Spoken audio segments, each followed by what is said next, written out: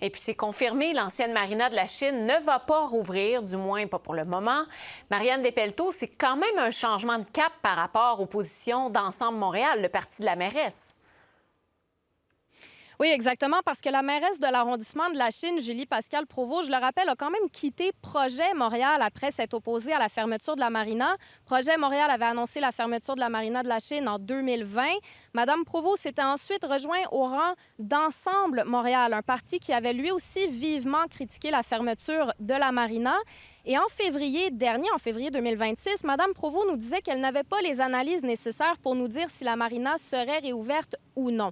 Mais certains citoyens y croyaient encore, notamment parce que, on l'a vu aujourd'hui, des quais de l'ancienne marina sont encore empilés, stationnés pas loin de l'eau. Mais ce que nous confirme aujourd'hui la mairesse de Montréal, c'est qu'il n'y aura pas de marina pour le moment parce que les coûts seraient trop élevés, parce que la charge réglementaire aussi serait trop lourde. Mais elle se dit quand même prête à examiner la chose si jamais une nouvelle solution financière se présente.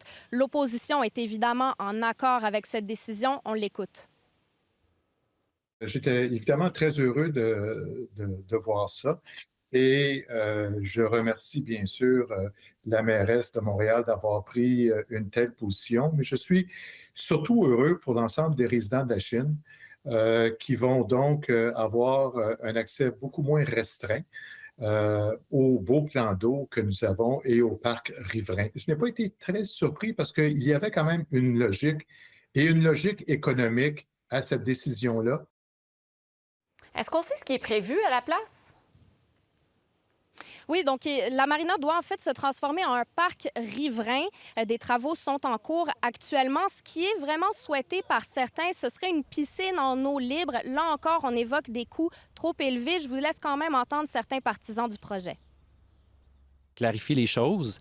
Maintenant que la marina n'est plus dans les plans officiellement, ça devient une belle opportunité pour réfléchir à des projets d'infrastructure ou d'équipement qui répondent aux besoins du public pour justement vivre le fleuve. Fait que ce qu'une piscine en eau vive apporte, et c'est ce qui s'est passé à Belleuil, c'est d'abord de la surveillance, ensuite des informations s'il y a une fermeture en cas de déversement d'eau usée en amont, comme à Verdun.